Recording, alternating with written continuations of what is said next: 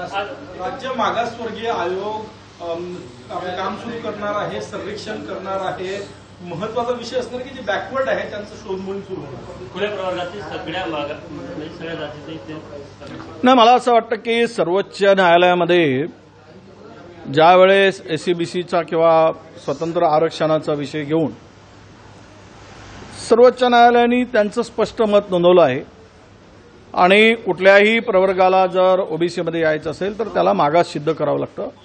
तो सामाजिक आणि शैक्षणिक हा कोणताही समाज मागासवर्गीय आयोगांच्या सर्वेक्षणामध्ये मागास ठरत नाही तोपर्यंत कुणालाही आरक्षण देता येत नाही. जर पुन्हा तोच प्रयत्न शासन करत असेल तर आम्हाला शासनाने तो प्रयोग करावा. आम्हाला त्यामध्ये मागासवर्गीय आयोगाच्या अहवालाची अपेक्षा राहील. सकारात्मक एक ट्विट केलं पत्र नाही, काय चाललं या सरकारमध्ये? कोण कोणाला चॅलेंज करतो आहे, कोण कोणावर टीका करतो आहे. आता मला असं वाटायला लागलं की देवेंद्रजी फडणवीस यांचा गृह खात्यावर आणि सरकारवर कंट्रोल राहिला काय असा मला कधी प्रश्न पडायला लागला. गृह खात्याच्या अधिकारामध्ये जर गृहमंत्र्यांनी केलेली बदली त्याला तुम्ही सरकारच्या पातळीवर चर्चा करा, पण थेट मुख्यमंत्र्याला पत्र दिलं जातं आणि ते पत्र व्हायरल होतं. ते मुख्यमंत्र्यांनी केलंय की पाठवणाऱ्या मंत्र्यांनी केलंय. म्हणजे सरकारच्या उरली सुरल्या इब्रतीचे वाभाडे काढण्याचं काम, म्हणजे थोडी बहुत काही इज्जत शिल्लक आहे ती सुद्धा त्याची इज्जत चव्हाट्यावर आणण्याचं काम आता सर्रास सुरू झालं आहे. पूर्वी आम्ही याला कोल्ड वॉर म्हणत होतो, आता कोल्ड वॉरच्या पलीकडे जाऊन यांनी एकमेकाचे वाभाडे काढण्याचं काम सुरू केलेलं आहे. आणि मला वाटतं की तीन पक्षाचं सरकार तीन दिशेला तोंड करून एकामेकाचं तोंडही बघायला तयार नाही अशा प्रकारची परिस्थिती राज्यात निर्माण झालेली आहे. काल जे पत्र मंत्र्यांनी मुख्यमंत्र्यांना दिलं तो थेट देवेंद्र फडणवीसांना आव्हान आहे, गृह खात्याला आव्हान आहे. त्यांना तो चॅलेंज केला असं मला वाटतं.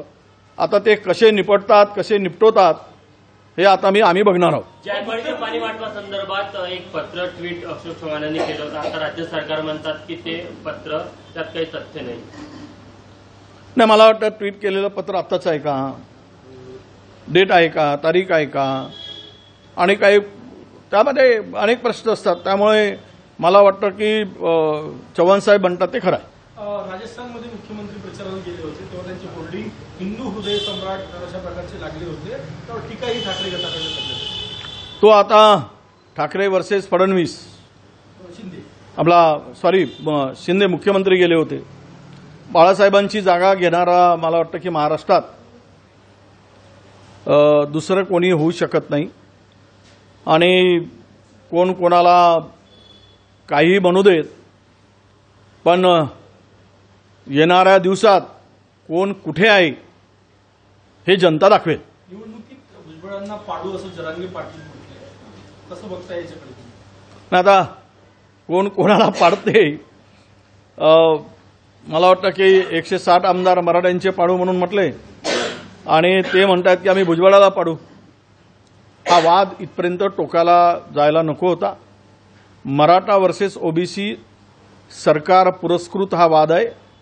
त्यांनी दोघांना भांडणं लावून स्वतःची जेवढी असेल तेवढी तिजोरी उरली सुरली शिल्लक आहे ती लुटण्यासाठी केलेला हा केविलवाना प्रयत्न आहे. मला सरकारलाही आवाहन करायचं आहे, तुम्ही ओबीसीच्या ताटातलं काढून घेऊ नका आणि मराठा समाजाला मात्र आरक्षण दिल्याशिवाय राहू नका. आणि त्यामध्ये विशेष करून ते पाडापाडीच्या भाषण, म्हणजे आता हे सगळं प्रकरण राजकीय स्वरूप, आरक्षणाच्या पलीकडं राजकीय स्वरूप त्याला आता मिळतं की काय अशा प्रकारची परिस्थिती निर्माण राज्यात झाली आहे. अजित पवारांवर बच्चू कडूंनी असं म्हटलं की या भुजबळांच्या मागे अजित पवारच आहे असा आरोप केला. ना आता हा संशोधनाचा भाग आहे. बच्चू कडू जी म्हणतात ते सत्य आहे की महाराष्ट्रातील जनता वेगळे काय म्हणते ते सत्य आहे. तर सरकारने या संदर्भात एक इन्क्वायरी समिती बसवावी आणि कोण कोणाच्या मागं आहे हे एकदा दाखवून द्यावं. परंतु ओबीसीच्या आरक्षणाच्या संदर्भात माझी भूमिका स्पष्ट आहे की या राज्यामध्ये कोणत्या घटकाला कोणत्या कॅटेगरीला किती नोकऱ्या मिळाल्या, तो टक्केवारी किती आहे याची एक श्वेतपत्रिका सरकार जर काढत असेल तर मला वाटतं यातील अर्धा तिळा सुटलेला दिसेल. आणि सरकारने जर बिहार सरकारच्या धर्तीवर स्वतंत्र जातनिहाय जनगणना करेल तर मला वाटतं की ओबीसी मराठ्यातला वाद हा संपुष्टात येईल. भुजबळांनी असं म्हटलेलं आहे, मुख्यमंत्री आणि उपमुख्यमंत्री त्यांनी सवाल उपस्थित केलाय की जरांगे पाटील दिवस सभा घेतत आहे पण त्याला कुठेही अडचण केली जात नाहीये, गृहमंत्रालय झोपलाय का? कोण म्हणाल असं? पहाटे 3 पर्यंत 4 पर्यंत सभा, नियम हा 10 वाजता. तुम्ही पण सभा घेतली, 10 नंतर परमिशन मिळत नाही, मग 4 वाजता सभा का, असा सवाल भुजबळांनी उपस्थित केला. आता मी सांगितलं की मराठा समाजाच्या मागे सत्तेतला एक माणूस आणि ओबीसीच्या मागे दुसरा माणूस कदाचित असावा. दोघातही 2 शिलेदार ढाल तलवार घेऊन स्वतः मात्र हात बांधून आणि दुसऱ्याच्या हातात ढाल तलवार देऊन झुंजवून लढवून मराल तर लेखो तुम्ही मरा आम्ही मजा मारतो असं त्यांच्या डोक्यात काही असावं. विषय असा आहे की कायदा सगळ्यांना लागू आहे, कुणालाही कायद्याच्या पेक्षा कोणी श्रेष्ठ नाही, राज्यात असो की देशात असो. पण कायदा कोणीही मोडत असेल तर ते मग सरकारच्या आशीर्वादामध्ये मोडतो की स्वतःच्या हिमतीवर मोडतो हे कोण ठरवेल. हे याचा जाब खऱ्या अर्थानं कायद्याच्या म्हणजे सत्तेमध्ये बसलेल्यांनी त्याचा विचार दिला पाहिजे, जाब दिला पाहिजे, त्याचं उत्तर दिलं पाहिजे. आणि मग होऊ द्या, उद्या कोणालाही कारवाई करायची गरज नाही. कोणी रात्रभर सभा घेऊ देत, दिवसभर सभा घेऊ देत, कोणाला अडवायचा काही विषय नाही. कोणाला पाठीशी घाला ना कोणाला विरोध करा ही भूमिका सरकारची नसावी. मला वाटतं ज्या सभा होत आहेत त्या सभा दोनही, आता आमच्या पण सभा ओबीसीच्या झाल्या आहेत, पुन्हा होणार आहेत, तर या सभेतून अरेला कारे कारेला अरे म्हणून या भानगडी वाढवण्यापेक्षा सरकारने महाराष्ट्रात होत असलेल्या सर्व समाजाच्या सभेला बंदी घालावी आणि आरक्षणाचा तिढा सोडवावा. पडळकर गृहमंत्र्यांकडे गेले आणि धनगर समाज जे आंदोलक आहे ज्याची हिंसापळण झालं ते गुन्हे मागे घ्यावे असं म्हटले. नाही, असं आहे की मी पण ती मागणी केली. मी पहिल्यांदा ही घटना घडल्यानंतर एसपींना मी बोललो आणि त्यांच्या जिल्हाधिकाऱ्यांशी माझा पहिला फोन गेला. इथे तर फार काही नुकसान झालं नाही, कोणालाही गंभीर दुखापत झाली नाही. तो आंदोलनकर्त्याचा उद्रेक होता आणि अशा स्थितीमध्ये आपण जर मागच्या वेळेस जी घटना झाली कुठे अंतरवलीला आणि तिथे जर आपण एक भूमिका घेत असाल आणि ओबीसीच्या संदर्भात दुसरी भूमिका घेत असाल तर राज्यामधील एक घटक दुखावला जाईल. त्यामुळे सगळ्यांना समान न्याय द्यावा ही माझी भूमिका आहे. आणि कारवाई करायची असेल तर तिथे चुकत असेल तिथेही करावं, इथे चुकत असेल तर इथेही करावं. परंतु केवळ ओबीसीच्या किंवा धनगरांच्या वर कारवाई झाली तर तो मात्र मेसेज जाईल की ओबीसीच्या लोकांवर जाणून बुजून कारवाई होते आहे असा कुठलाही संदेश सरकारला महागात पडेल. विदर्भात शेतकऱ्यांच्या आत्महत्या वाढलेल्या आहे, विदर्भात शेतकऱ्यांच्या आता यानंतर यवतमाळ जिल्ह्यातल्या मारेगावात तुम्ही काही शेतकऱ्यांना मदत केली, परंतु आता विदर्भातल्या सरसकट शेतकऱ्यांना मदतीची गरज आहे, काय सांगता? नाही, मी कालही बोललो होतो, शेतकरी आता आपला अवयव विकायला काढतोय, शेती विकायला काढते आहे. आता सरकार जर बाजार बुणग झालेला आहे त्यामुळे शेतकऱ्याच्या पाठीमागे कोण उभं राहील. आणि हा महाराष्ट्रामध्ये ही म्हणजे परिस्थिती पहिल्यांदा शेतकरी मला किडनी विकायचं आहे आणि परवानगी मागतोय, यापेक्षा दुर्दैवाची बाब कुठली असू शकत नाही. मी आता हेही सांगितलं की माझी प्रेस नोट मी काढली आणि मी सरकारला पत्रही पाठवलं आहे.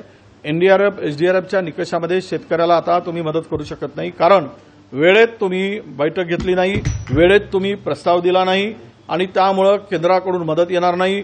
राज्य सरकारने हात वर केले आहेत. अशा स्थितीमध्ये शेतकरी आता आशेनं जो बघतोय त्याला तो कसा जगेल ही परिस्थिती आहे. म्हणून राज्यात सरसकट कर्जमाफी करावी ही मागणी मी यापूर्वी केलेली आहे आणि आजही माझी मागणी ती आहे. शेतकऱ्याला वाचवायचं असेल तर तुम्हाला हा निर्णय घ्यावाच लागेल आणि तो सरकारने तातडीनं घ्यावा. राज्य सरकारने स्वतःच्या तिजोरीतून हा खर्च भागवावा. केंद्र सरकारकडून पैसे मिळणार नाहीत, कारण राज्य सरकारचं हे अपयश आहे. राज्य सरकारच्या चुकीमुळे केंद्र सरकार SDRF, NDRF मधून उपलब्ध निधी देणार नाही। सर, आपने ट्वीट किया, क्या कहोगे इस ट्वीट के ऊपर? नहीं, देखिए, सरकार में जो चल रहा है आजकल, क्या सरकार चल रही है या चला रही है या एक दूसरे के ऊपर वार करने के लिए सरकार बनी है? आपस में लड़ने के काम ये सरकार कर रही है। अब होम डिपार्टमेंट ने अगर कोई ट्रांसफर किया है तो उसके ऊपर क्वेश्चन मार्क उठाया जाता है, तो ये कैबिनेट में आप चर्चा कर सकते, मिलके कर सकते थे। तो इसका मतलब क्या सरकार में आलबेल है, कुछ आलबेल है, ऐसा लगता है? तो ये सरकार केवल अपने स्वार्थ के लिए, अपने फायदे के लिए सरकार बनी है और जिसको जो लगता है वो बोलते रहता है, वो करते रहता है। एक मिनिस्टर होम डिपार्टमेंट को ही चैलेंज करता है, होम मिनिस्टर को, डिप्टी सीएम को चैलेंज करता है, उसके निर्णय को चैलेंज करता है, तो सरकार किस दिशा में चल रही ये पता चलता है। आजकल तो 2 DCM मुझे दिखते ही नहीं है। हो सकता है एक अकेला सीएम ही अभी आज की स्थिति में सरकार चलाते हुए दिखते हैं। तो ये बहुत, मुझे तो इस बारे में चिंता की बात नहीं है। ये दोनों मिलकर कई नया गेम तो ढूंढ नहीं रहे, इसकी मुझे ज्यादा चिंता है। एकनाथ शिंदे कल राजस्थान में बीजेपी का प्रचार कर रहे थे, उनके बैनर भी लगे, क्या बीजेपी में जाने के चांसेस बन रहे हैं? नहीं, पर्याय तो किसी को नहीं है। आने वाले दिनों में बीजेपी इनको मजबूर करेगी। ये सब कुछ हाथ में कमल का फूल लेकर भूल हो गई करके माफी मांगते हुए जनता के सामने जाएंगे। नितेश राणेंनी टीका केलेली आहे की 18 आमचे खासदार निवडून आले होते, ते याच्या भरोशावर आलेले होते, आता तुमच्या मालकाला जाऊन विचारा, तर संजय राऊत टीका केली आहे। ते त्यांनाच विचारा, त्याचं उत्तर ते बरोबर देऊ शकतील।